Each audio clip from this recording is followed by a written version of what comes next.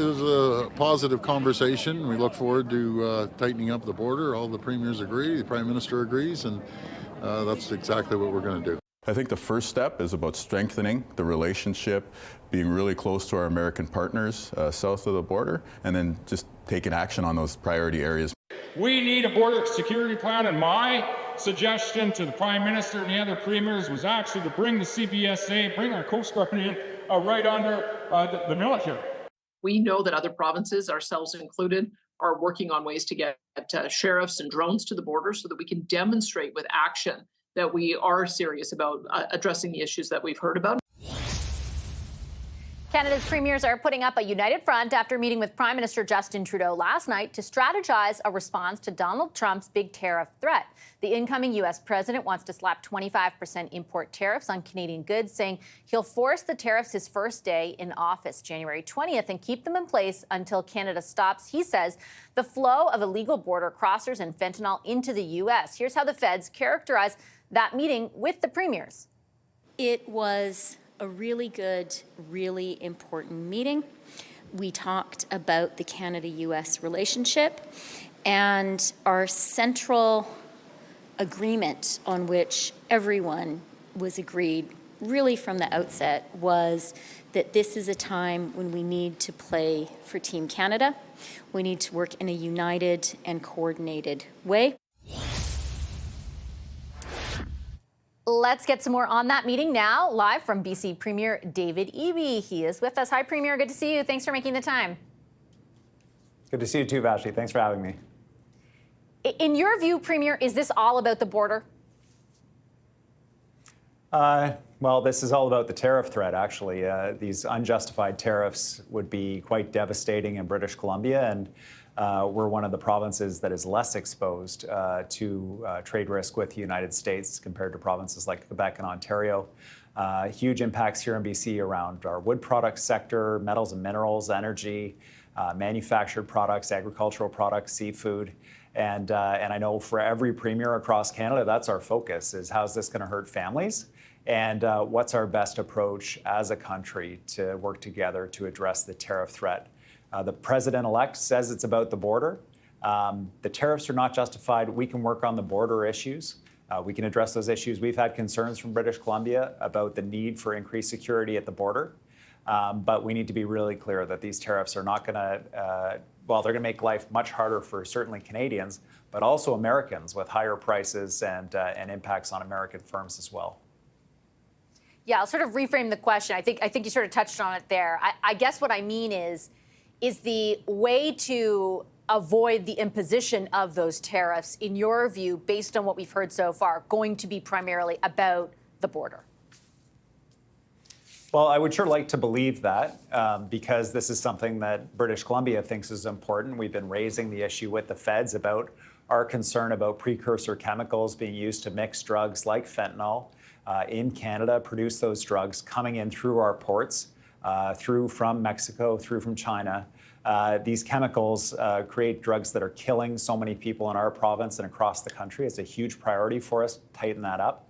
There's a lot of concern with the president-elect's policies around people who don't have status in the United States. Will they be coming up to the Canadian border, expecting to cross into Canada? What will the demand be?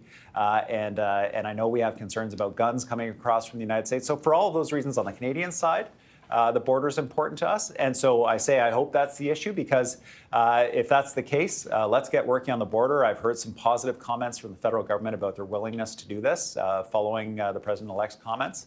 And let's get it done and take that off the table as an issue between our countries, and then we can move on from the tariff threat.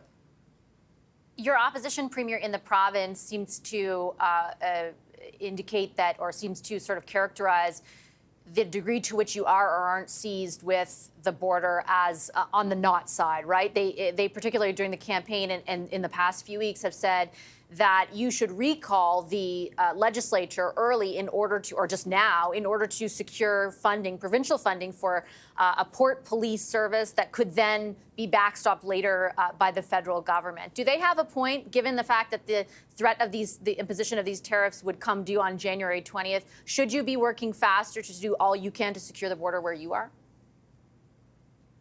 Well, the thing about the Canadian border is that it does run across the entire country, and that is why it's a federal responsibility. My commitment yesterday in the meeting with the federal government was very clear. British Columbia will do whatever's necessary to play our part to respond to ensure that the border is secure. If that requires calling back the legislature, I wouldn't hesitate. But for now, the federal government says they're increasing those resources. They're going to ensure the borders are secure, which is their responsibility, and rightly so. We pick up lots of Ottawa's responsibilities. I'm not keen to pick this one up too, but we will provide the support that's needed to make sure that British Columbia families are supported. And that means a safe border. And that means fighting unjustified tariffs like Mr. Trump has proposed. Were they specific in the case of BC? And I certainly understand your point that the border is under federal jurisdiction. But I would note that the Conservatives in particular in your province are saying you could play a role at an earlier juncture until they actually put money where their commitments are and back up any kind of funding for a provincial port police service.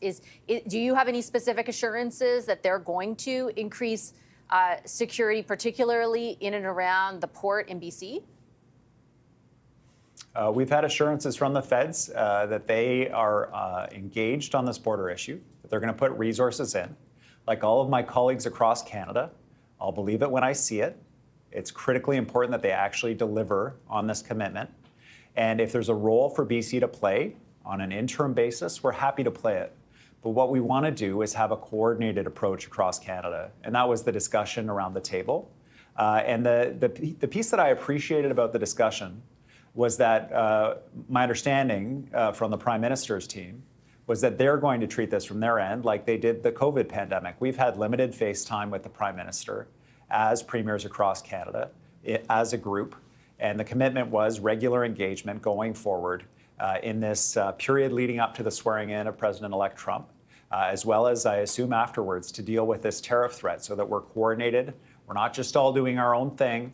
We're making sure that this is meaningful, constructive approaches to both the unjustified tariffs and how we're going to fight those, as well as the concern that's been raised from his perspective about the border, concerns, frankly, that we share that we could do better on.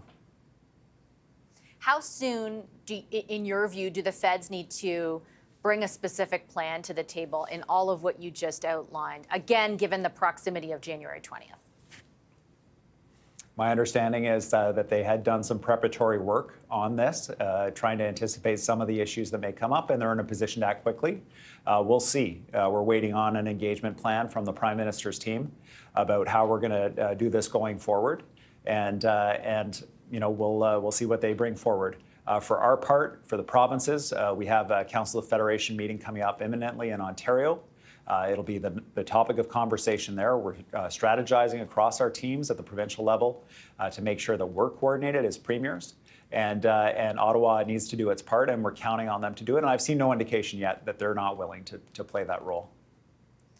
What's your sense of the level of, it's kind of a cheesy word now, but unity, right? Not just among the premiers, but among the premiers and the federal government. You, as well as anyone, can acknowledge that the popularity of this federal government is different than it was the first time with Donald Trump. They are facing a different domestic sort of opposition rather in the House of Commons.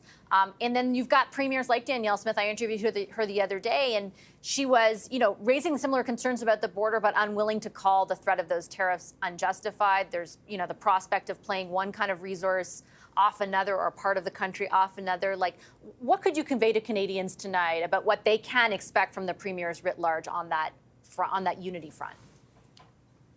Well, in every conversation with the premiers I've been part of, we are unified in our concern for our communities and our concern for the country in relation to this tariff threat and what it'll mean for families in the provinces that we serve. And that unity is bringing us together at the table across different political perspectives and priorities and areas of concern that our provinces have. And what you'll see is us working together in a coordinated way. I have heard the word unity used to kind of articulate that this means that we all have to endorse the federal Liberal Party and Justin Trudeau.